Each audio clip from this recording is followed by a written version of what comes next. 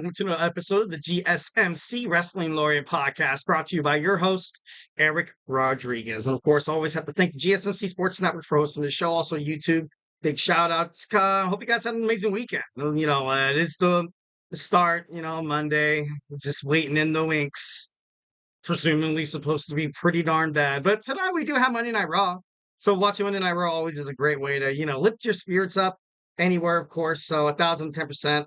Love that. Hope you guys had an amazing, safe weekend, had fun with your family, and you're all recharged and ready to talk about professional wrestling with your favorite wrestling fan, Eric. Thank you guys so much for tuning into the GSMC Wrestling Laureate podcast, brought to you by the GSMC Sports Network.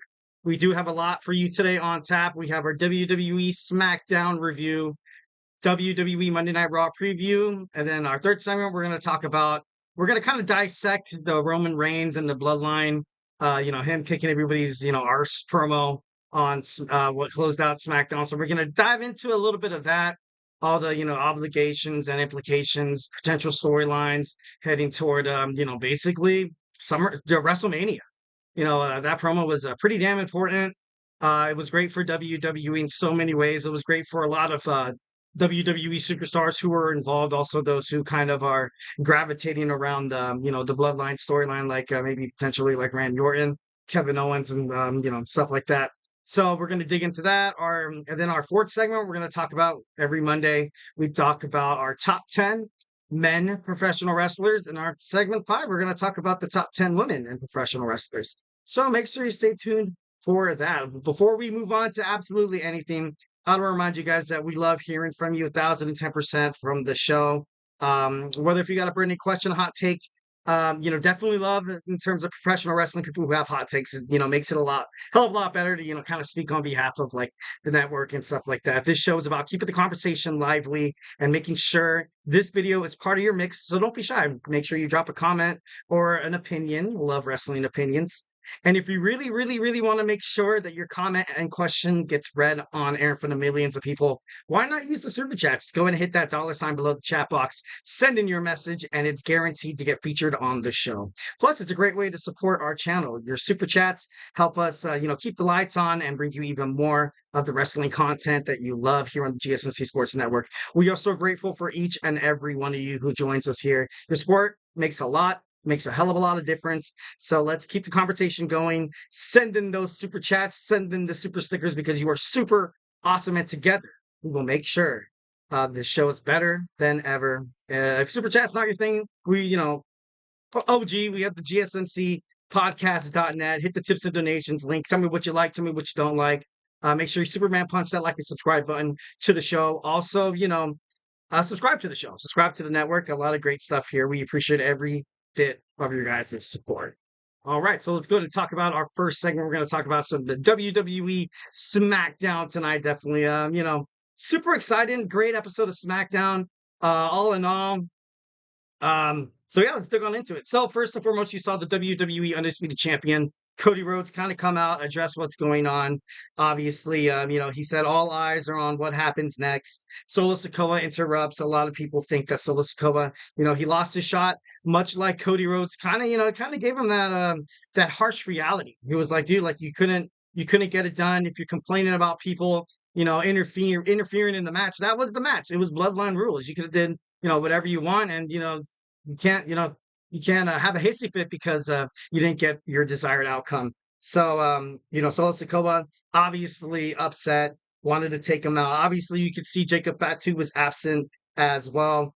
Cody Rhodes saying that Solo Sikoa's cosplaying the Tribal Chief was funny as hell. Solo Sikoa obviously delusional, saying that he wants to fight him.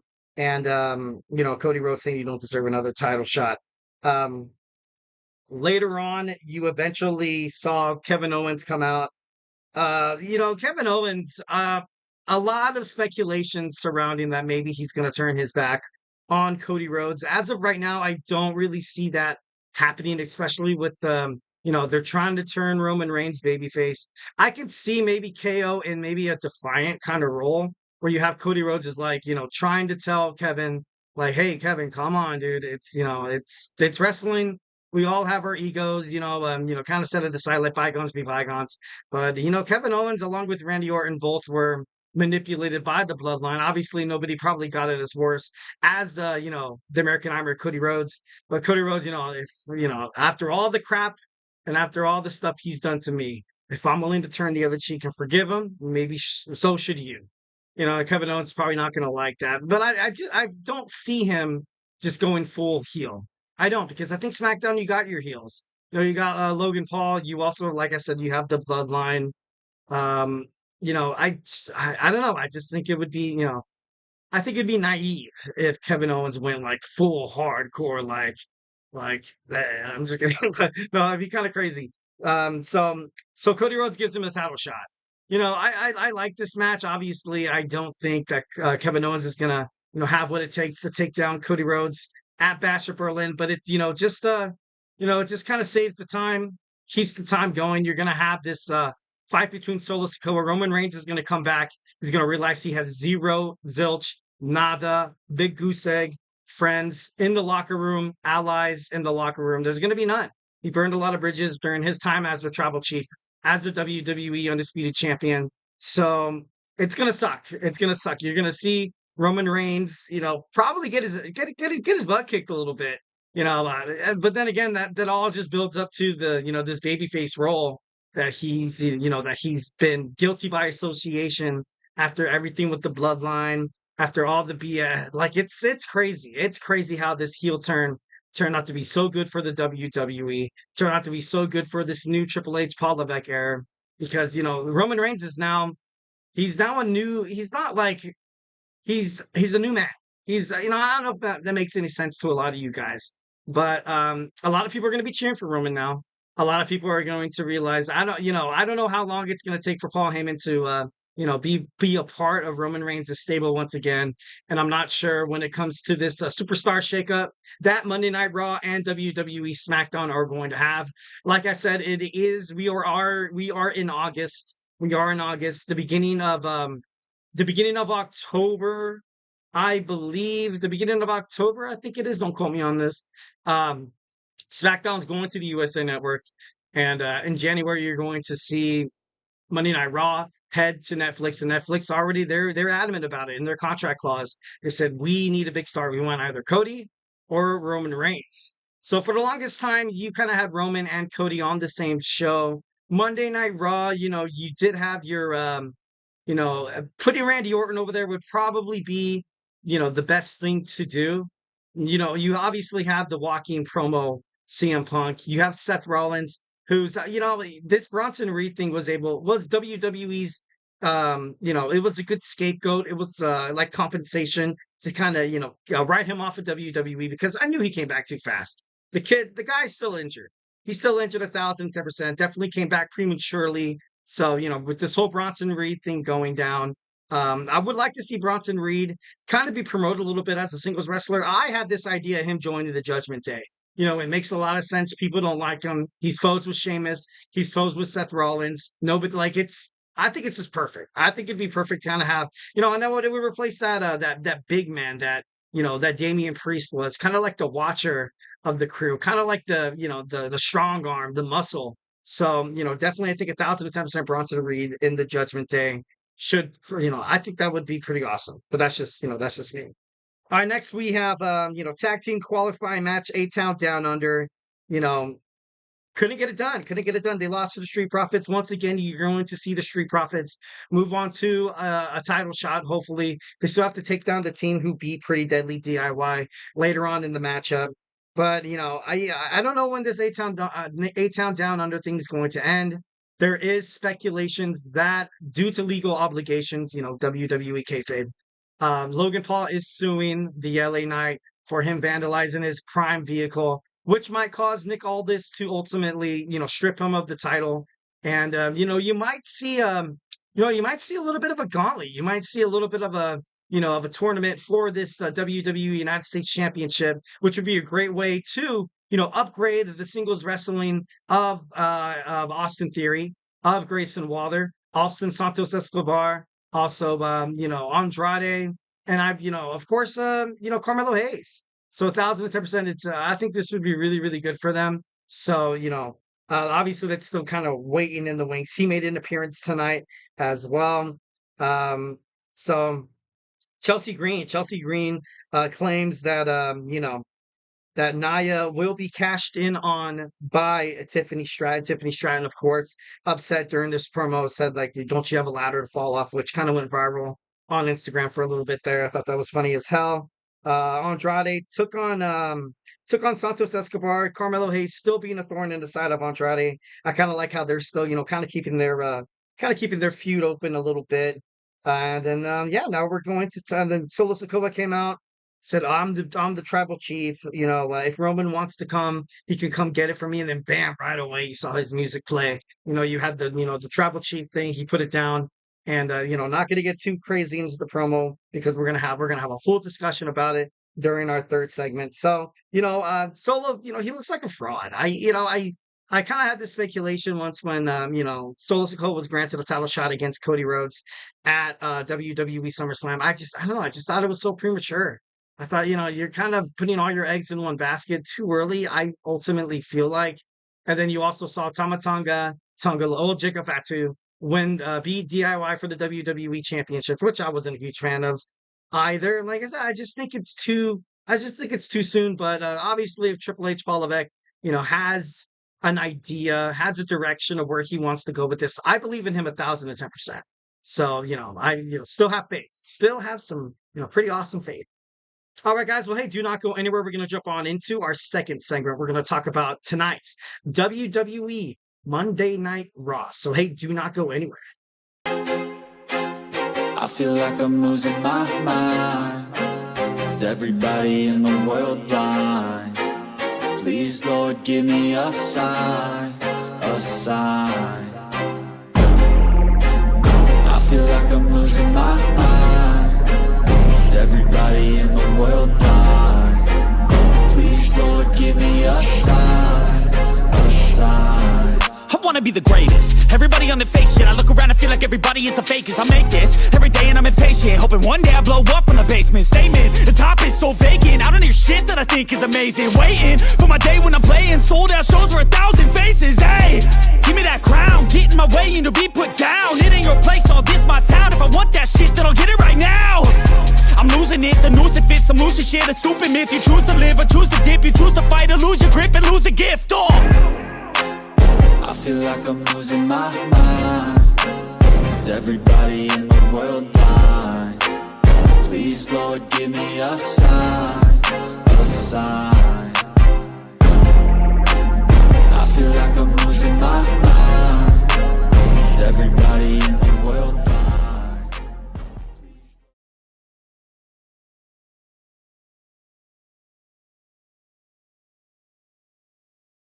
All right, all right, all right. Welcome back to the GSMC Wrestling Laureate podcast, brought to you by the GSMC Sports Network.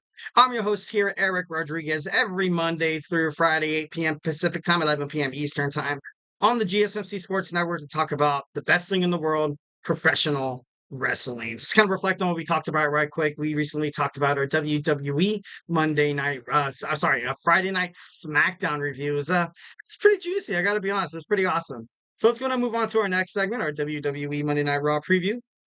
But before we do any of that, I want to remind you guys to use this super chat, the tips and donations link at the gsmcpodcast.net. Honestly, 1,010%, guys. We love hearing from you guys. If you have a burning question, or also if you have a hot take, hot opinion about professional wrestling, make sure you hit it up in the chat. It's going to be super awesome. If it's something you're dying to share, put it on just let me know. Your comment will be read on air in front of millions of people.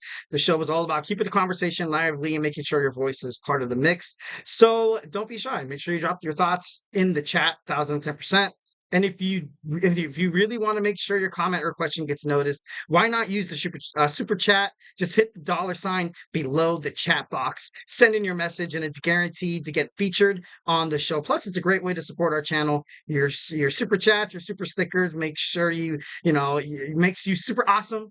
Definitely helps us keep the lights on, bringing you the hottest wrestling content in the sports entertainment industry. We are so grateful for each and every one of you who joins in every night, weekly, monthly, all the shows around here.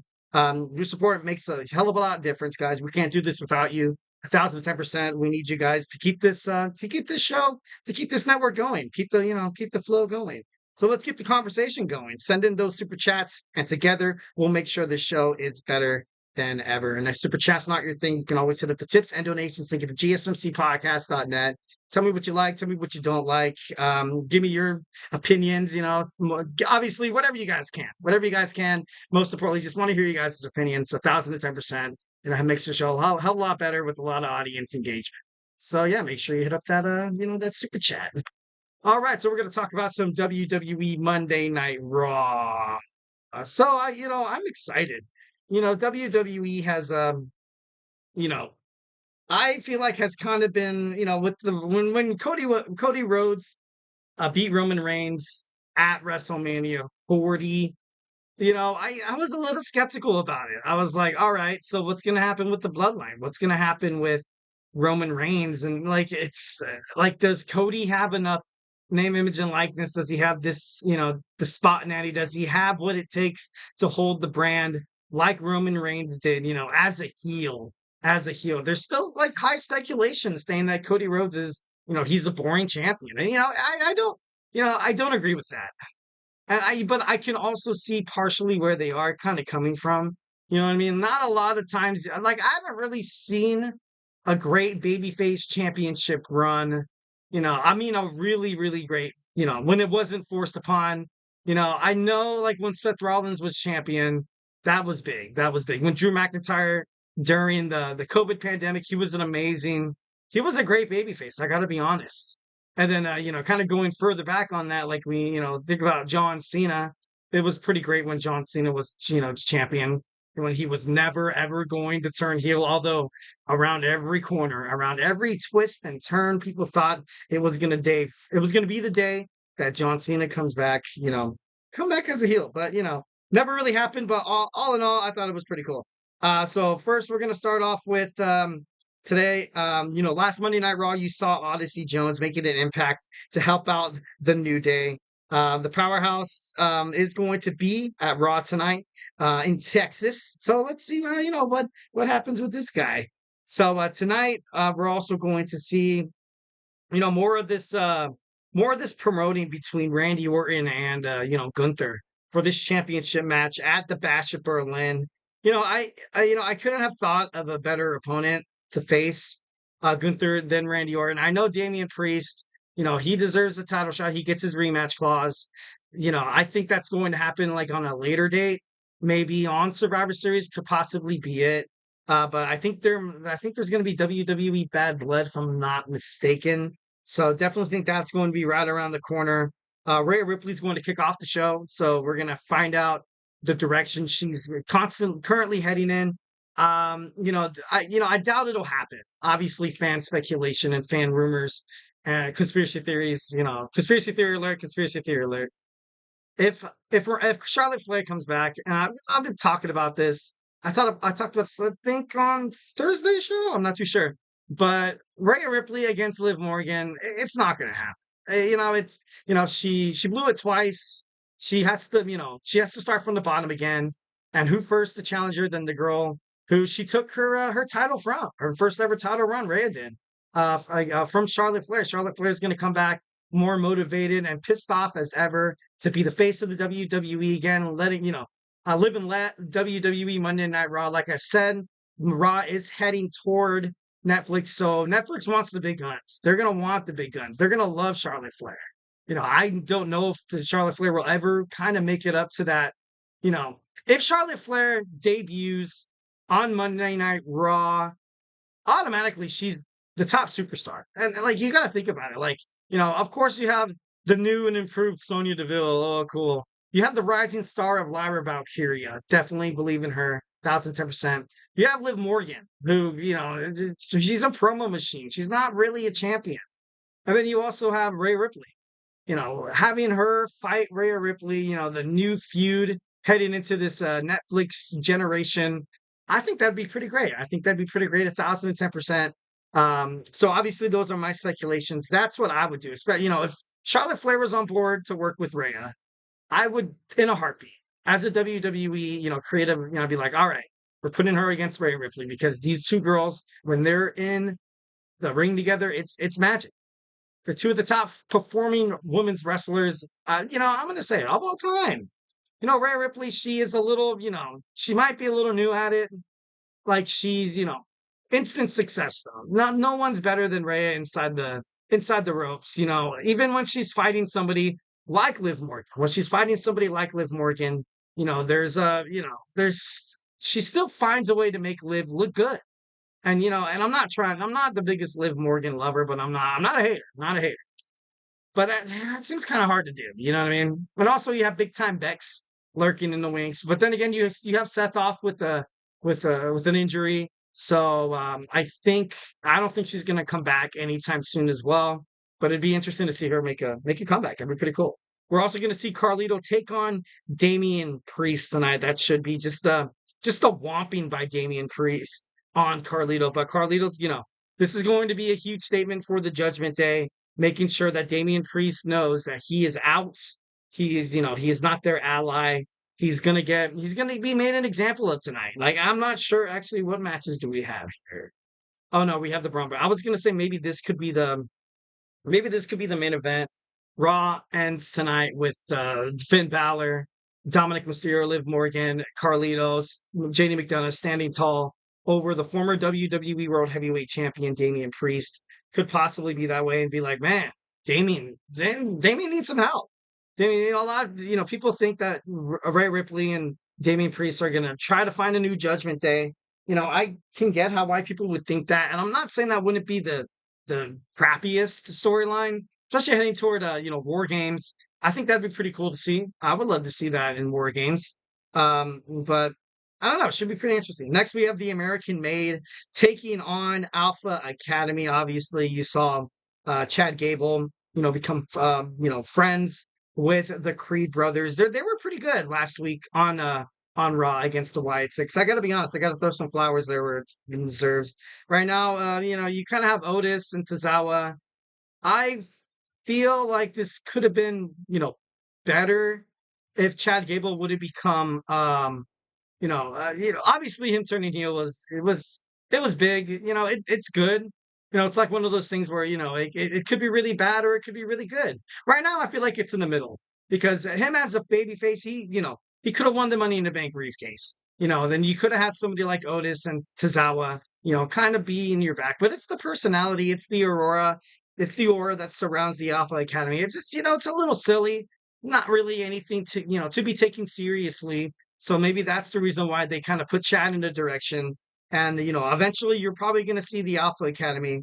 I think they'd be huge on NXT. I think, them going, I know saying going down means like, oh, going to NXT would be pretty cool. Cause right now you need Axiom and Nathan Frazier to have, another competitor to take on heading toward, No Mercy. So this could be possibly a way for them to kind of go down there.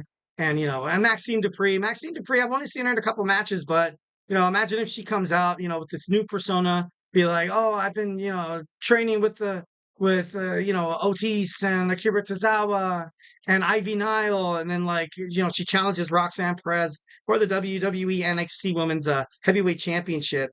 That, that could possibly be a way to kind of, get her to, kind of be relevant in terms of professional wrestling. Next, we have Kairi Sane and Io Sky taking on Zoe Stark and Shayna Baszler, #1 contenders match for the WWE Women's Tag Team Champions. It's terrible that Dakota Kai went down. I definitely think 1,010% she was, I think WWE was heading for Damage Control to be kind of not turn babyface, but just turn into a different direction. Because right now people are just, I'm tired of seeing the same Damage Control, especially without Bayley. It's not the same. Bayley was kind of like, although she was the most annoying, she was kind of like the reason why people watch Damage Control, if that makes sense. I'm not saying any of these other superstars are not talented. Kairi Sane, amazing. Io Sky, amazing. Dakota Kai, amazing. And, when Asuka comes back, this could be, but I want to see Asuka and, I want to see her go back to singles wrestlers. You know what I mean? So without a doubt, I think Zoe Stark and Shayna Baszler wins this match.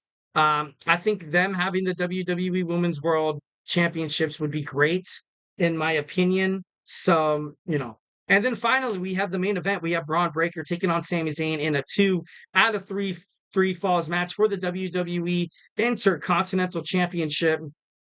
That, it's going to be great. It's going to be great. Love the 2 out of 3 falls. I used to love the 3 stages of of hell match, which was, pretty dope. I got to be honest. But, yeah, tonight we have WWE Monday Night Raw taking on in Texas. So make sure you tune into that. It's going to be awesome. Make your picks right now. Let me know in the chat who you think's going to win, Braun Breaker or Sami Zayn. All right, guys. Well, hey, do not go anywhere. We're going to jump on into our third segment. We're going to dissect the ending of WWE Smackdown, Roman Reigns taking out the Bloodline, and, what any possible, story implications, rivalries renewed, or, just new rivalries. So, we're going to talk about that. So, grab your favorite snack or grab your favorite cold beverage and join me in about maybe like 25 seconds. Looking for your daily fix of sports talk without having to pay for it? GSMC Sports Network is available on YouTube. Just search GSMC Sports Network. Get your fix of daily sports talk shows on YouTube, absolutely free. NFL, college football, NBA, MLB, MMA, UFC, fantasy football, and so much more. GSMC Sports Network has shows running all day long, with new sports shows starting every 2 hours. Just like on your favorite cable sports channel, except GSMC Sports Network is absolutely free. Just search GSMC Sports Network on YouTube to catch one of your new favorite shows, like the GSMC College Football Podcast, Chip Shot Football Podcast, Hoops and Heels Women's Sports Podcast, GSMC Basketball Podcast, and so many more. Check it out for yourself. GSMC Sports Network, now available on YouTube absolutely free. Search GSMC Sports Network on YouTube right now.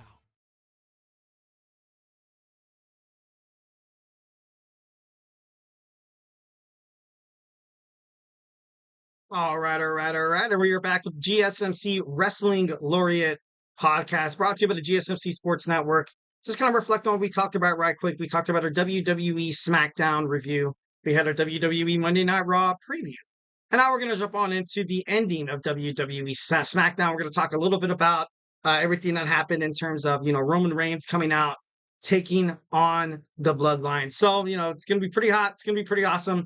Obviously, if any of you guys, have any contributions, you're going to love it. Make sure you hit up the tips and donations link at gsmcpodcast.net. Hit that super chat button. It's that $ right under the chat box. Be a part of this show. Obviously, hit up the super chat. Your comment will be read in front of millions of people. And, it's pretty awesome just to have you guys a part of the show, not to try to sound too cheesy, not to trying to sell it too much. But, 1,010% just love it when you guys, make your voice heard. The show's a hell of a lot better with your guys' engagements. 1,000. Other than that, it's just me up here talking like an idiot for like an hour. I'm just kidding, no. Yeah, honestly, this show need a lot of a lot of support from you guys because, we appreciate each and every one of you guys for tuning in to our shows, either if it's the GSMC Wrestling Laureate podcast or if it's our football shows with Kenneth, also with the Manny with the Chip Shot Football Podcast. We also have my man from college football right around. Man, football is football upon us or what?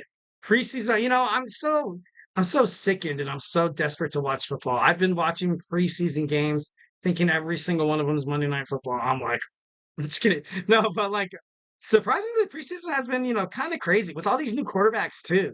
I was watching the Jaguars game and I watched highlights of the Jaguars game in Kansas City. I think I saw Mac Jones throw like a bomb, and now everybody on Twitter is like, "Oh my God, once again the Patriots, let another talented quarterback go." And I'm like, dude, I don't know. It's fun to watch the Twitter trolls kind of, go a little crazy whenever, stuff like that happens. So let's go ahead and move on to our third segment. We're going to talk about that promo, though.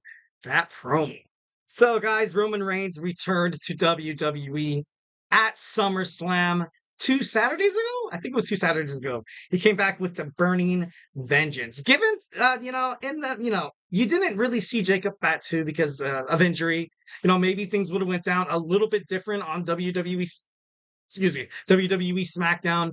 But this promo is a lot for the future of the WWE Undisputed Championship. Also, the future of a lot of superstars. All the superstars involved. Every single one of them you can think of. Solo Sikoa, he kicked Jimmy Uso out of the judgment, not the Judgment Day, out of the Bloodline, which caused him to kind of, hit up a singles career, which didn't really work out, ended up getting injured, but now he's medically cleared. Roman Reigns is going to need some friends. He's going to need some, former allies. Things come to mind like Jimmy Uso. I don't know how far because Jay competed with both of these. He had his match with his brother at WrestleMania 40, which was pretty. I thought it was a pretty good match. All in all, I thought it was pretty good. But then you had him trying to be like, brother, we can do this again, and then like, bam, and then Jimmy Uso, being a part of Solo Sikoa's young bloodline when it was just him and Solo, he knocked him out, and then you saw the Tongans come in. Tama Tonga was first, then Tonga Loa, and then you have the Samoan werewolf Jacob Fatu, which is impressive as hell. If you look at some of the stuff, all the styles inside the ring, he can go from luchador to power grappler to a striker. He's great. He's great 1,010%. He's better than Solo, to be honest.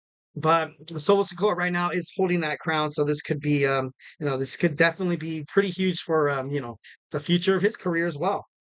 Proclaiming himself as the tribal chief, also laid waste to Paul Heyman for failing to acknowledge him as the tribal chief, which, probably made Roman Reigns a little upset as well. Of course, he was goading Paul Heyman, saying that he's been speaking to the tribal chief, and he said that he talked to Roman Reigns after WrestleMania, where Paul Heyman was like shocked. He was shocked. All the fans knew that it was BS. We all knew that it was just it was just Solo Sikoa just gaslighting the poor Paul Heyman.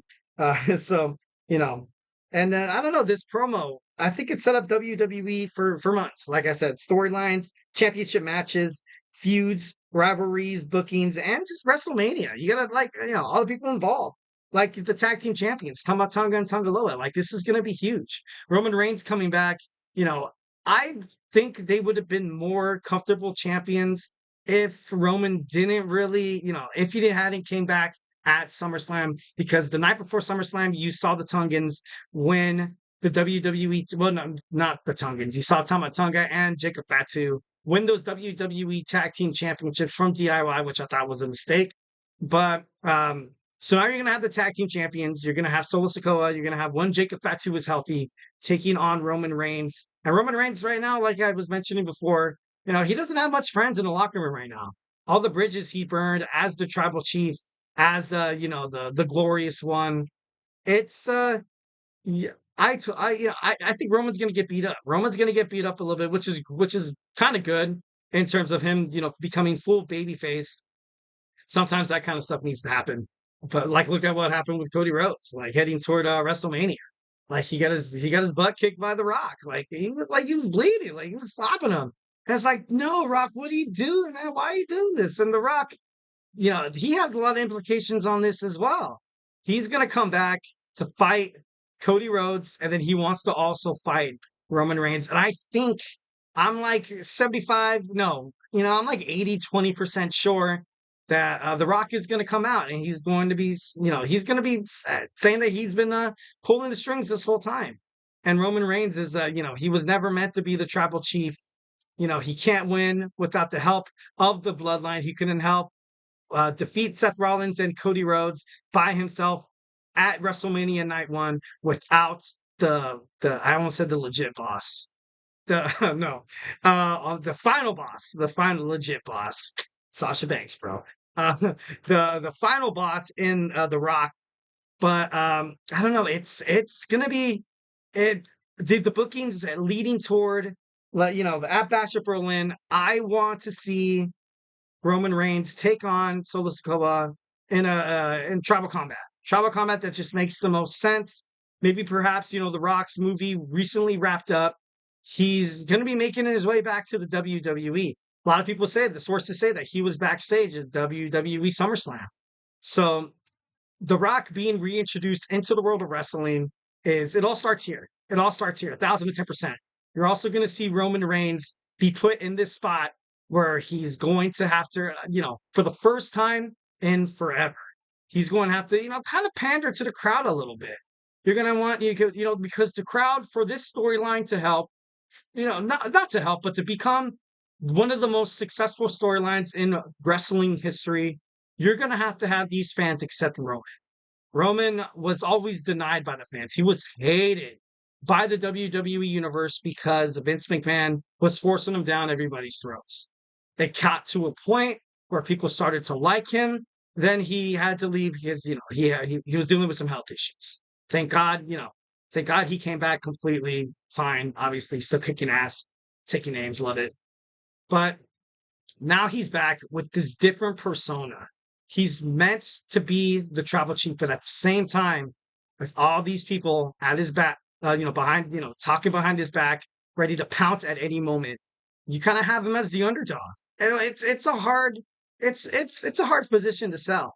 And like I said, this is going to be the first time where Roman Reigns is kind of in this, predicament. Of course, you had him, being betrayed by Seth Rollins in the Shield. Then you had the Shield breakup where he was kind of on his own, but that was kind of during the time when Vince McMahon, let's just have Roman here.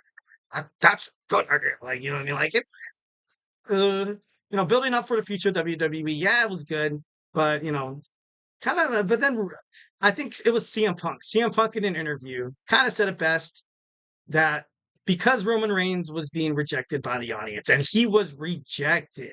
I've been to a bunch of wrestling events during this time, and the moment he came back, oh my God, people loved to boo Roman Reigns. It was crazy. I think it was, I went to a No Mercy at the Staples Center when I was at the Crypto.com arena, the home of the Los Angeles Lakers, and LeBron James and his son. But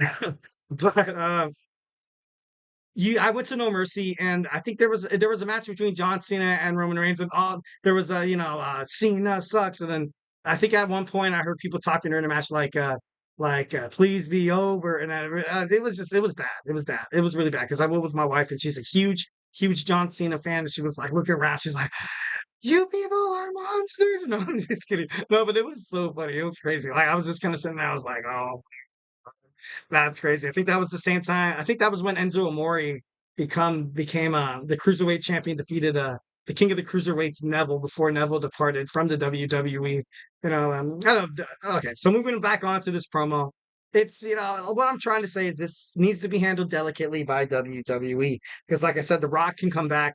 The Rock screws Roman Reigns over in tribal chief combat. No, not that. Tribal combat. You're gonna have him 4-on-1. Who's gonna help Roman Reigns? Who's gonna do it? Like, and I don't think Cody Rhodes is at that point just yet. Maybe just because Roman Reigns helped him, and then you're gonna see The Rock come out pretending to be an ally. He's gonna turn his back and destroy Roman Reigns, and he's gonna hold Solo Sikoa's hand up. Cody Rhodes is going to be beaten and bloodied and battered in the middle of the ring. You're going to see The Rock grab Roman Reigns' head, make him look at Cody Rhodes, and be like, you were part of our family. You were part of our family, and now you're going to side with this guy who was trying to destroy us. So he's going to toss him out, excommunicate him from this new young bloodline. So it should be pretty interesting at that point.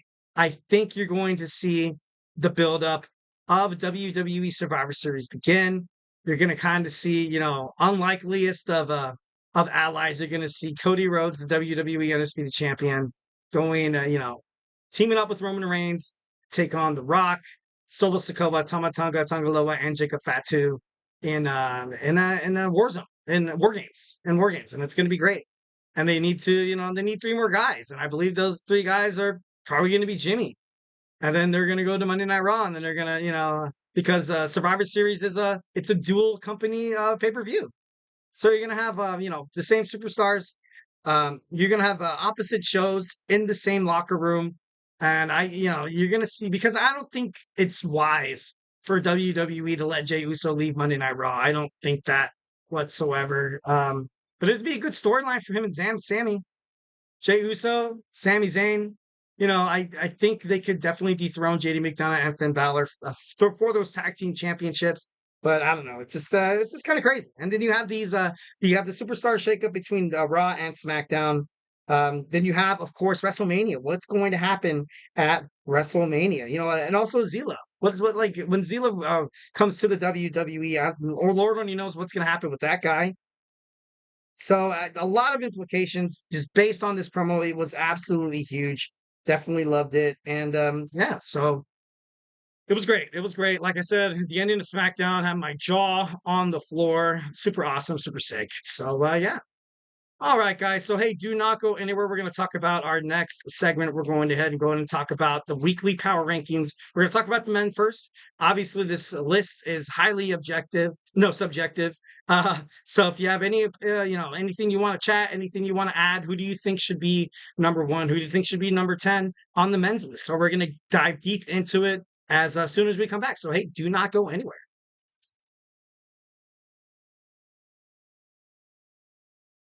For the best and latest podcasts available anywhere, go to the podcast app on your cell phone and type in GSMC to access free content-rich podcasts on health and wellness, book reviews, sports, entertainment, relationships, social media, movies, technology, finance, and even weird news. Subscribe and download the GSMC Podcast Network's family of shows, available everywhere podcasts are found.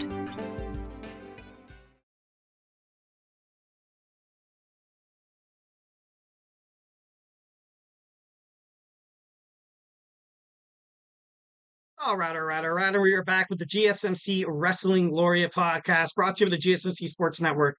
I'm your host, Eric Rodriguez, here, your favorite wrestling fan every Monday through Friday, 8 p.m. Pacific time, 11 p.m. Eastern time on the GSMC Sports Network to talk about our favorite thing in the world, professional wrestling. So, yeah, obviously, if you're a huge wrestling fan, stay tuned. If you're not, we have a whole bunch of other podcasts on the Sports Network. We have basketball with Nelson. We also have college football with my man, Tommy. We also have 2 football podcasts, one with Kenneth, one with my boy, Manny from Chip Shot Football Podcast. And when it comes to football, you know that there's fantasy sports right around the corner. We have a GSMC Fantasy Podcast with my man, Chris Shepard.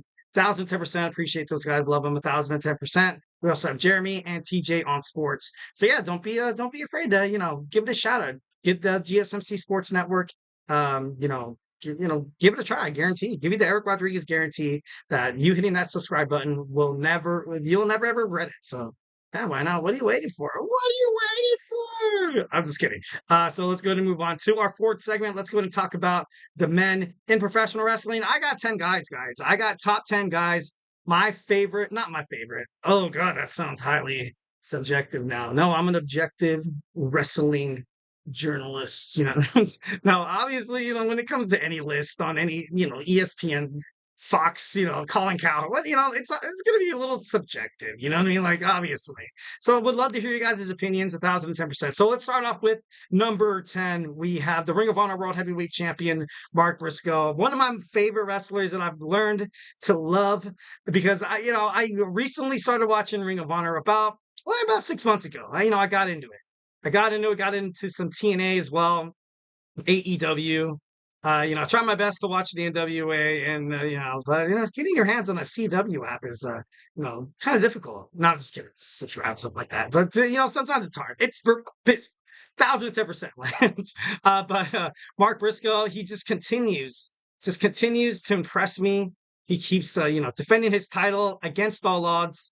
And he's able to pick up the victory. Like, even in his matches, like, he's just electricity. He's just electric. For the longest time, I was like, all right, this is cool that Ring of Honor and Tony Khan is keeping the belt on this man. But he keeps the fans entertained. That's why they're doing it. And, it's going to be, you're going to need a pretty tough SOB to take down the Ring of Honor World Heavyweight Champion, Mark Briscoe. So at number 10, I got my man, Mark Briscoe. At number 9, I have Maxwell Jacob Freeman, the best wrestler in the world. Obviously self-proclaimed, you know what I mean? But, no, he's, AEW was not the same without MJF. It wasn't. And when he came back at Double or Nothing, when he came back to confront Adam Cole, which, I haven't seen Adam Cole around. Kind of crazy. Maybe MJF scared him off. But, he won the title shot. He won the championship right away from Will Ospreay, the AEW International Championship that he rebranded and renamed into the AEW American Championship. So you know you're gonna have a match with Ospreay at All In. Obviously, Ospreay has home field advantage, which he likes to say, but it's gonna be big. That match is gonna be huge. It's right around the corner, August 25th. It's excited. Pay-per-view. It's gonna be dope. It's gonna be sick. Can't wait to watch it. But you know, you gotta throw your flowers to MJF. You know, he gets the crowd into it. The crowd is very, very lively when he is there. So, you know, definitely, you know, gotta give respect to Maxwell Jacob Freeman. All right. At number 7, I have the LA Knight. You know, I have them. No, at number 8, I have the LA Knight. Sorry, I have the LA Knight. Recently, he beat Logan Paul, the YouTube star boxer, you know, with his brother, you know, Jake Paul as well. They're successful entrepreneurs. You know, you can't really take anything away from them in terms of that. The LA Knight finally gets some gold in WWE. It took for him to, you know, be a security guard and then to leave WWE. Then he came back, and then he was doing the Mansoor, and I forgot the other guy's name, but they were doing like where they were fashion models, and I think Maxine Dupree was there as well. And like they were just like so stuck up, and it was just, you know. And then now you finally, you know, kind of see him loved by he's over. He's so over by the WWE universe. People love him. People love to you know, 1,010%. People love to watch the LA Knight. So I think right now the LA Knight, he's going to have a pretty long United States Championship run if the whole, you know, legal obligations, the whole kayfabe thing with Logan Paul is going to, you know, where it forced Nick Aldis to strip the LA Knight from the United States for the United States Championship. And you're going to see him probably be briefly suspended for about maybe 3 months. Maybe he comes back to, you know, challenge again at WrestleMania, regains his title. Would be pretty dope. That would be a pretty good storyline, to be honest. But you know, hey, like who knows? So at number 8, I have the LA Knights. All right, at number 7, I have Nick Nemeth, the TNA World Heavyweight Champion, gonna take on Josh Alexander Thursday. No, I think they're tomorrow. I could be wrong. I know I think they have an episode of TNA Impact randomly on a Tuesday. I gotta fact check that. But anyways, he's going to take on Josh Alexander. There was rumors backstage saying that Josh Alexander was supposed to win the TNA Championship during the 6-way elimination match, the main event at TNA Slammiversary. But I guess it was changed mid-match. You know, I don't know to believe that or not. I really honestly don't, because Nick Nemeth, he's an amazing wrestler. He had a great career with WWE. Obviously, creatives didn't really treat his character right, but when it comes to a lot of talent and stuff like that, it's hard. It's hard to harness all these guys. It's hard to like just choose one to be like, okay, you're gonna be champion. You know what I mean? It's like Oprah Winfrey. You get a car, and you get a car. Now everybody can't have championships. I get it. They'd be like, oh, yeah, let's just have them, not have such a long championship run so we can share the belt and pass it around. Yeah, that's, it creates new faces and stuff like that. WCW did that all the time. But then it kind of loses prestige in the championship. So whenever you pick a guy, and right now I feel like TNA is in good hands with Nick Nemeth. I think that he's very marketable, the most wanted man in TNA Impact. With his brother Ryan Nemeth watching his back. He's friends with the Hardys, Matt Hardy, Jeff Hardy. He's a great babyface champ. Right now, I feel like he's exactly what TNA had. You have the system with Moose. Hold that championship belt strong, hold it for the longest time. Kind of reminds me of like a bootleg, not Judgment Day, like a bootleg. We were just the Bloodline. I'm just kidding, no. But I don't know. It's just kind of factions in terms of professional wrestling. It's always fun to watch. So. Yeah, number 7, I got Nick Nemeth. Number 6, I have the unpredictable badass. We have Braun Breaker, the new WWE Intercontinental Champion. Him becoming champion, I was not upset with. Sami Zayn was a very honorable champion. He defied a couple of odds, a couple of matches and stuff like that. And he did defeat Braun Breaker the first time. But Braun Breaker got his head in the game, made his family proud. Rick Steiner and Scott were both at WWE SummerSlam, so that's always cool. That's always cool to watch your nephew and then Rick's son win, a title belt. And I feel like WWE's at a good spot with Braun Breaker here as the WWE Intercontinental Champion. I have a chat for my man Josh Wu. Good morning, brother. Good morning, my man. Hope you slept well. Hope you're getting ready to eat a delicious breakfast. Chill out. Have an amazing day. Always 1,010% give you the Eric Rodriguez guarantee. Be a part of the GSMC Sports Network. 1,010%, man. Love the chats. Keep them coming. Love the audience. Love you guys. So yeah, Braun Breaker. I can't say enough about this guy. Like he's the future of WWE. That's something that all of us aren't shocked to hear. When he got called up from WWE NXT. Well, they don't call it called up anymore. They get drafted now, which is cool. His former tag team partner Baron Corbin got drafted to SmackDown. He needs a nice little jump start in his career back again. It'd be kind of interesting to see Baron Corbin come back to randomly compete for the Intercontinental Championship against Braun Breaker. I feel like that'd be actually a pretty good storyline. But right now, you have the belt on Breaker. Sami Zayn was the biggest babyface Intercontinental Championship winner.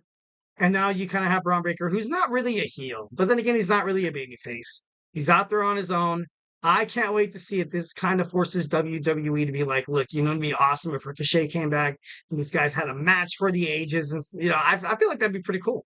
So, at number 6, I got Braun Breaker. At number 5, I have the ring general, Gunther. Gunther. Uh, when I thought it was too soon.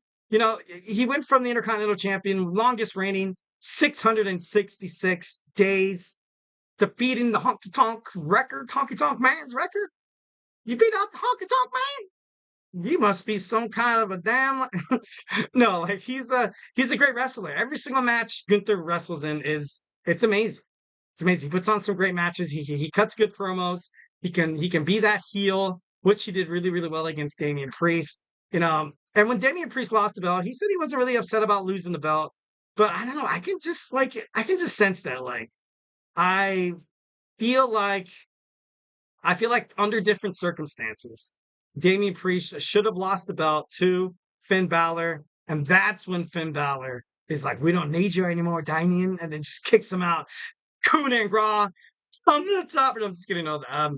But I think Gunther winning the World Heavyweight Championship was one of the biggest shockers in SummerSlam history. I think right now in this point in time, they're kind of like, okay, who can hold the belt? Who's great to work with other wrestlers and brings out the best of them. And then Gunther comes to mind, highly 1,010%. So, at number, I gotta give flowers to the ring general here. At number 5, I got Gunther. At number 4, I got Ethan Page. I was never really the biggest Ethan Page guy. But like what they're doing right now with Swerve Strickland, he lost against Pete Dunne at NXT Great American Bash Week 2. I don't want to say we're going to kind of be, dawn upon this new era of like Trick Williams. Kind of, I don't think he's going to go full heel, but he might go full badass. And he might have like a dark, different kind of persona. Kind of like how Swerve Strickland is in AEW. And now he's the champ. Right now, Ethan Page right now, I feel like this is what NXT needed. For the longest time, I was kind of like, you know what? Why did you take the belt off of Trick? Why? But every single time he would, compete, everybody kind of knew what to expect. I think, in terms of, storylines and stuff like that, I think, whatever happens between Ethan Page and other wrestlers, it's a little bit unpredictable. I got a chat from my man, Josh Wu. Who was your favorite wrestler? Oh, Shawn Michaels. Right off the bat. Right now, probably my favorite wrestler would probably be, not WWE. I love a lot of WWE. I grew up watching WWE. But right now, I don't know why, but I'm on this Swerve Strickland kick. And I love Swerve. I think he's a great champion. AEW World Heavyweight Champion Swerve Strickland. I love what he's about. I love it when he grabs the mic and like he's just so cool. Man, wish I could be, want to know your favorite wrestler, my man. We need Demon Finn Balor back. Oh my God, preaching to the choir. Ooh, that'd be so great. That'd be amazing. Like I don't know how that would play with the Judgment Day storyline, but it'd be pretty cool. It'd be pretty cool, 1,010% to see that ultimately happen with Finn Balor. We haven't seen the Demon King ever since I think his match. Well, he was supposed to fight the Fiend, I think. he was supposed to fight The Fiend as or was it Uncle Howdy during Uncle Howdy's thing? I can't think of it right now. But they were supposed to he was supposed to be the Demon King there, but I think it was it didn't really come to light. And I think that would have been hella interesting. All right, at number 3, I got Roman Reigns. Roman Reigns, ever since he came back to WWE at SummerSlam, he's been the talk of the professional wrestling media. You check inside the ropes, you check cage side seats, you check anywhere, Wrestling Inc., Instagram, Twitter, all those wrestling stuff. He's going to be on there. Roman Reigns, the best thing about Roman Reigns is that he doesn't really need a title. He doesn't need a title to kind of be the guy. Like, I don't know if that makes any sense. I think that's why, I think when, him coming back to the WWE, people are going to be like, oh, he's going to come back and get his belt back. No, I think at this point in time, he's like, you know what? I want that necklace. You know what I mean? Those chilies, man. I'm just kidding. No. He right now, the being the tribal chief, fixing the bloodline, defeating Solo Sikoa, putting him in his place, is kind of main priority for Roman Reigns. And I do not know how long that's going to take. I don't know if they're going to have that happen at Royal Rumble, maybe WrestleMania, perhaps. But, a lot of people are fueling for a Rock versus Roman WrestleMania, which would be great. But, you're going to have The Rock come back, and he vowed to Cody Rhodes that their story just began. So I don't know how to go in terms of that, but it's going to be awesome. At number 2, I got Swerve Strickland, AEW World Heavyweight Champion. Now, the best thing about Swerve Strickland is he gets, all these guys who want his title, and he keep, when you keep putting them up, he's putting them down. He does it without, any BS. He goes out there and he just proves to the world why he deserves a shot to be the AEW World Heavyweight Champion. And I'm not too sure if I'm going to be rooting for Bryan Danielson at AEW All In. Like, this guy as a champion has been great. It's been great for AEW, 1,010%. Obviously, you're going to have the Hangman Adam Page in the weeks. Maybe he finds a way to screw Swerve Strickland over. Maybe that could possibly be a way for him to lose the belt. But Bryan Danielson, win or lose, I feel like he's definitely going to contemplate retiring. He said as a full-time wrestler. He can come back as a part-timer, kind of be that guy who wrestles once in a while, commentary, sits next to Tony Schiavone and Taz. That could possibly be it. Maybe he could join Renee Paquette and interview some people, And, I think the match should be won by Swerve Strickland, but we'll find out at AEW All in August 25th. At number 1, of course, we had the American Nightmare, the WWE Undisputed Champion, Cody Rhodes. Right now, Cody Rhodes has the whole WWE business on his shoulder. Well, I don't know right now. You recently had, Roman Reigns returns, which was, honestly pretty cool. I bet there was a moment where Cody was like, oh, awesome. Now I don't have to cut freaking, motion pictures promos every single time I walk out there. Now he's working with Kevin. I think they're going to have an amazing match at Bash at Berlin. It's going to be a classic. It's going to be the instant classic. Kevin Owens is an amazing wrestler. Obviously, he's former Universal Champion. Lost to Goldberg, which sucks. Terrible bookings. I'm just kidding. Cody Rhodes he's just WWE right now. He's the face of WWE. You like him or you hate him. He talked about in an interview about him possibly going heel. He said it's always open. Imagine if Cody Rhodes goes heel. That'd be crazy. Then you have Roman Reigns win the Royal Rumble to get a shot at the WWE Undisputed Championship to continue this saga of Roman and Cody Rhodes.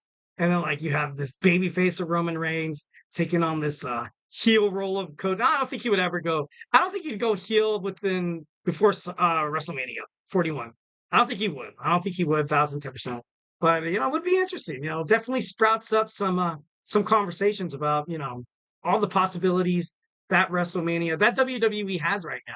So yeah, love it 1,010%. All right, guys, do not go anywhere. We're going to jump on into our women's weekly wrestling power rankings. We're going to talk about our top 10 women. Obviously, shoot a chat. Who do you think should be the number 1 women's wrestler in the world of professional wrestling, or who should be number 10? So, but most importantly, stay tuned. We're going to have some more awesome kick-ass wrestling content coming to you soon.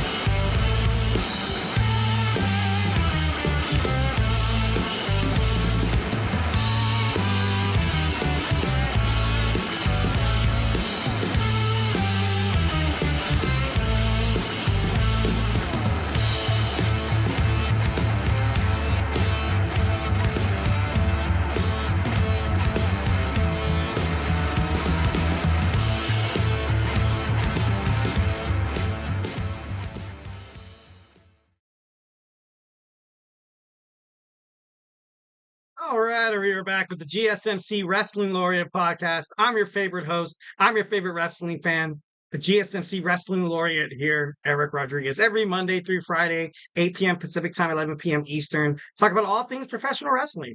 Just kind of reflect on what we talked about. We had our WWE Smackdown review. We talked about our WWE Monday Night Raw preview. We talked about the ending segment of SmackDown where you saw Roman Reigns come out, take out the whole entire bloodline. You saw Sikoa weigh in over his head, cosplay tribal chief, gets caught up once again to be a fraud. He's a phony. It's a big I'm just kidding. But no, he's a phony.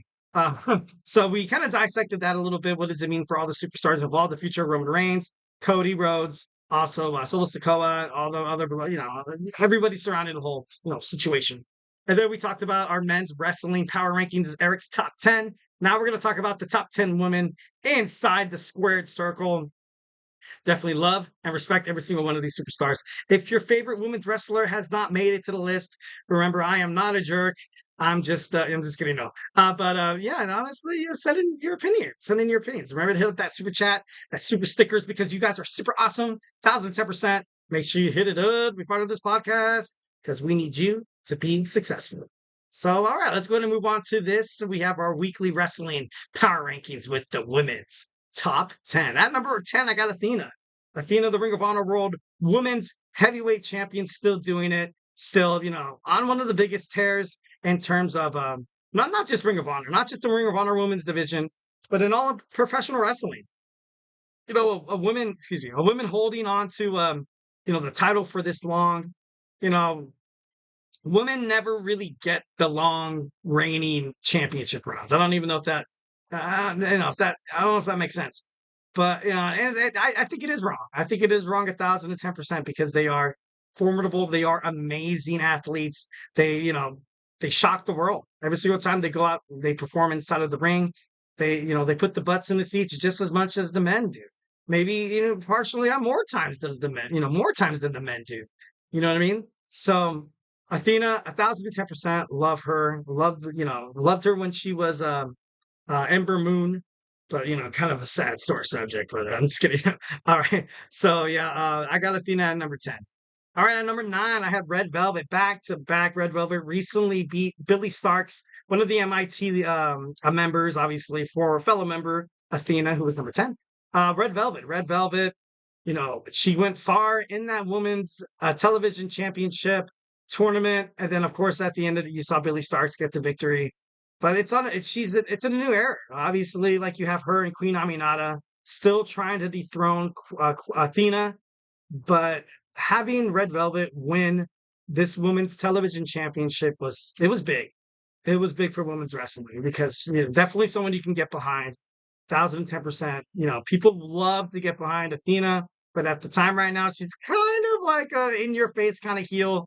So it's nice. It's nice to kind of get, and she has tremendous in-ring capability. She's not afraid to get on the top rope. She's not afraid to, hit a cuss word during a promo and stuff like that. So, gotta respect Red Velvet, the Ring of Honor Women's Television Champion at number 9. At number 8, I have Keilani Jordan. Keilani Jordan, the NXT Women's North American Champion, recently defeated Tatum Paxley at week 2 of NXT Great American Bash. Great American Bash. It was a good match. It was, during the match, I love Tatum Paxley. I think she's a phenomenal athlete. And right now she's kind of more in the fray of like TNA. Like she's kind of, pushed the wrong buttons with Jordan Grace, the TNA Knockouts World Champion. She's kind of pushed the wrong buttons in terms of, probably the second best knockouts on TNA, which is Ash by Elegance.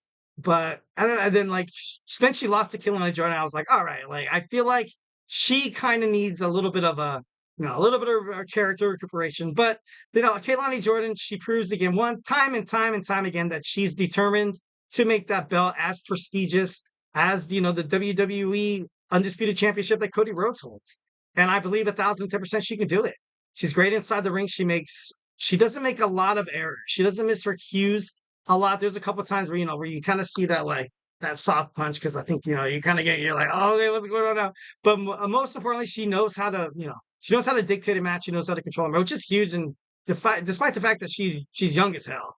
A lot of these these women in the division of NXT, they're young. They're young, so they're still working at it.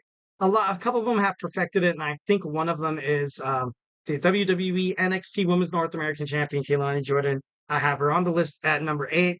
At number 7, I have Mariah May. Mariah May has been a thorn in the side of her former protege, Tony Storm. And they have a match at All In. Recently won the Owen Hart Cup tournament to get that number 1 contendership match at AEW's All In London Wembley Stadium, August 25th. This is going to be not just the biggest match in Mariah May's career, but the way the promo is said. It's definitely one of the best rivalries that AEW had to offer during their 5-year tenure. You have these women absolutely, gunning and hating each other. Mariah May completely changed her changed her persona. Now she's the glamour Mariah May. And you have the, Mina Shirakawa from New Japan Professional Wrestling right around the corner, obviously a protege of Mariah May, not really, friends with Tony Storm. Tony Storm has been the face of AEW for the longest time. But Mariah May may dethrone her, may win the championship belt. And if that happens, then she becomes the face of AEW. And I think if that happens, and the reason why I have her on this list at number 7, I think it'd be good. I think it'd be good to kind of give a different direction to the belt. Like, Tony Storm has been, she's had it for a pretty long time. I think she's had it for a pretty cool minute. Obviously bringing in different perspectives and storylines and stuff like that, should be in terms of the WWE. Kind of reminds me of like a Sami Zayn kind of Intercontinental Championship run where it was, if Tony Storm loses it, it's not, it was a good reign. It was a good reign. No one could take anything away from you, in terms of that. But, like you have Braun Breaker going to be one of the biggest face on Monday Night Raw. Can't wait to see what Raw does to kind of gravitate around storylines in terms of Braun Breaker. And much like I can't wait to see what storylines happen when Mariah May, if Mariah May wins the AEW World Women's Championship. So I think, it'd be pretty great. At number 6, I have Liv Morgan.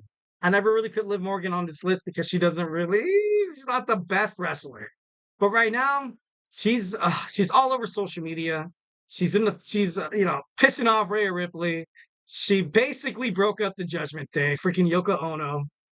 But I don't hate her. I don't hate her. I used to like her. I think she's a better chaser than she is champion. Like, I think when she's chasing the championship, she has that underdog role where she's, determined to do whatever it takes to win. But then now she's the champion, and now, you have Dirty Dom, her scumbag of a boyfriend. I'm just kidding. No, no, it's the way that this kind of all happened at SummerSlam came a little bit too harsh, came a little bit too fast, a little bit, it was kind of a slap to the face. I got to be honest. But, I believe in Triple H. I believe in, what he has in store for WWE. Liv Morgan's also going to need someone to compete against. The best, honestly, they kind of look like twins. Alexa Bliss returns. Would be pretty cool to kind of see her confront Liv Morgan, be like, I'm coming after your title. I'm coming after your title. And then you have a women's number 1 contendership tonight on Monday Night Raw, and she randomly appears, or maybe next week. Or maybe there's a battle royal at the Bash at Berlin. Maybe there's like a women's, over the top rope thing. That'd be pretty cool, to be honest. That'd be pretty dynamite. I would love that. I think that, money in the bank, baby. Money in the bank. All right, number 5, I got Mercedes Moné, obviously double champion. Love the double champ thing. Love her as a heel. Hated her as a babyface. Terrible as a babyface. But she's absorbed the role of the heel, and the fans were beginning to turn on Mercedes. And Mercedes was like, you know what? Yeah, let's turn this car around, baby. We're going full heel, bro. Full heel, and she's just great. She's great at it. You had the debuting Camille. You have her muscle. It kind of reminds me of like a Shawn Michaels Diesel kind of thing, during the early 90s in professional wrestling, in WWF. Well, not WWE. But I think it's a pretty good spot for her. I think right now where she's at is great. Number 4, I got Jordynne Grace, the TNA Knockouts World Champion. This girl's just unbeatable, man. When is another TNA Knockouts the competitor, gonna get a shot to represent the brand, hold that shiny white belt, but nobody could do it. She's so strong. She's so unpredictable. She's like, you know, if they're like the women's wrestling apparent, or like, you know, like the same, it kind of reminds me of like a Kurt Angle kind of feeling. You know what I mean? Like where like he was unstoppable. Kurt Angle is one of the most physical superstars in the WWE, in WWE history. And you know, whenever he was on the tube, you were like, oh, okay, whoever's fighting Kurt Angle has his work cut out for him. Kurt Angle's not just gonna let down. Kurt Angle's probably he won a lot of matches during my heyday of watching WWE. He'd even beat John Cena sometimes, and I'm like, dude, John Cena doesn't lose, dude. What the hell? That's crazy. You can't see him. You what the? Oh, no, I'm just kidding. But no, like it was. I don't know. It's just funny. It was just kind of crazy, kind of dorky. But at number 4, I have Jordynne Grace. Super impressive. At number 3, I have Nia Jax, the Queen of the Ring, is now the WWE Women's Champion. Congratulations. Big round of applause to Nia Jax. She deserves it. You deserve it. So, her being kind of booked in WWE, from now on, it's going to be, you know, kind of hasty. It's going to be kind of touchy because you do have that Money in the Bank briefcase with Tiffany Stratton.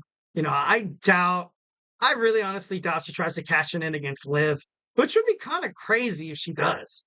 I don't think, you know, I would really see her on Monday Night Raw. You know, she was on by herself on SmackDown for the longest time. Right now, she kind of has her protege in Nia Jax. So I don't know. Should be interesting. Should be pretty cool. So at number 3, I have the irresistible force, Nia Jax. At number 2, I have the NXT World Women's Champion, Roxanne Perez. Oh man, no one could take down Roxanne. Like she will do anything, and I mean anything to get the victory. Obviously, with a lot of, you know, with training and background with CM Punk and a lot of wrestling stars and stuff like that. Like she's going over to the next time. She's only 22 years old. That's unbelievable. That's crazy. Dang, that's amazing. But Roxanne Perez is one of the best to do it. 2-time NXT World's Women's Champion. She's represented the brand pretty dang well. She did throw some heat at Julia, also Stephanie Vacour. So, be crazy. Don't, might have to eat your words there, Roxanne. But if anybody can do it, it's the Prodigy. At number 2, I have the NXT Women's World Champion, Roxanne Perez. At number 1, I have, of course, back to number 1 spot, I have the timeless Toni Storm. You know, I don't want to say like, oh, I'm just going to have her number 1 because she might not be on the list in like 2 weeks. I'm just kidding, But, Toni Storm is impressive. Toni Storm, she's a walking highlight reel, as she is a promo. Like she cuts a good promo. She cut a really good promo with Mariah May on Dynamite, where she had the die Mariah, die. Like it was just like, to her, it's not just the betrayal. For her, it's a heartbreak. It's like, it's like she was madly infatuated with Mariah May. Then Mariah May, stabbed her in the back, broke her heart, and now she's out for not just vengeance, she's out for blood. She wants to end a career of Mariah May. I think that's what makes this this whole thing, pretty darn special. So at number 1, I have the timeless Toni Storm, the AEW World Women's Champion, representing the Eric Power Wrestling rankings in the women's division. So yeah, kudos. Awesome. All right, guys. Well, hey, that's my show. 1,010%. Appreciate every single one of you guys. Love seeing you guys watch the show. Love seeing you guys hit up the chat, hit up the super chat, hit up the super stickers, because you guys are super awesome. So thank you once again for tuning into the GSMC Wrestling Laureate podcast, brought to you by the GSMC Sports Network. Remember to Superman punch that like and subscribe button to the show. Also follow the show. Follow the GSMC Sports Network. Leave a positive review here at the GSMC Sports Network. We do love a lot of peace, love, and positivity. So once again, if you're not a wrestling fan, I don't get it. What are you doing with your life? I'm just kidding. No. We have other podcasts. We have my man Kenneth with the GSMC Football Podcast, Manny with the GSMC Chip Shot Football Podcast. We have Sports with Jeremy, Sports with TJ. We also have Fantasy Sports. Football's right around the corner, guys. You want your draft? You want to find out the stardoms and the sit-ups? Make sure you tune into my boy Chris Shepard's podcast from the GSMC Sports Network. We also have the Andrew Tate podcast, your perfect podcast of entertainment, meeting sports, your ultimate sports entertainment podcast. We also have Tommy with college football, my boy Nelson with basketball. And coming up in 11 minutes, we have my man Emmer with the GSMC Soccer Podcast. So make sure you stay tuned for that. Here at the GSMC Sports Network, we have a lot of guys who love sports, straight up dogs. I'm just kidding. No, but they're awesome people, awesome people. So make sure you tune into their shows. Make sure you subscribe to the network. Definitely will never, ever regret subscribing to the GSMC Sports Network. Give you guys the Eric Rodriguez guarantee. So, yeah, what are you waiting for? What are you waiting for? All right, so that's it for me tonight. I will see you guys tomorrow on a beautiful Tuesday. Every Tuesday we do our Tuesdays Today in Wrestling History. Can't wait to find out what to share with you guys tomorrow. Until then, have an amazing night's sleep. Stay beautiful, but most importantly, love you. Mm-hmm. Mm-hmm. Mm-hmm. Let's go. I wake up to a little bit of drool on my pillow, feel like it's gonna be a bad day. Yeah, I'm tired of shit, and the coffee ain't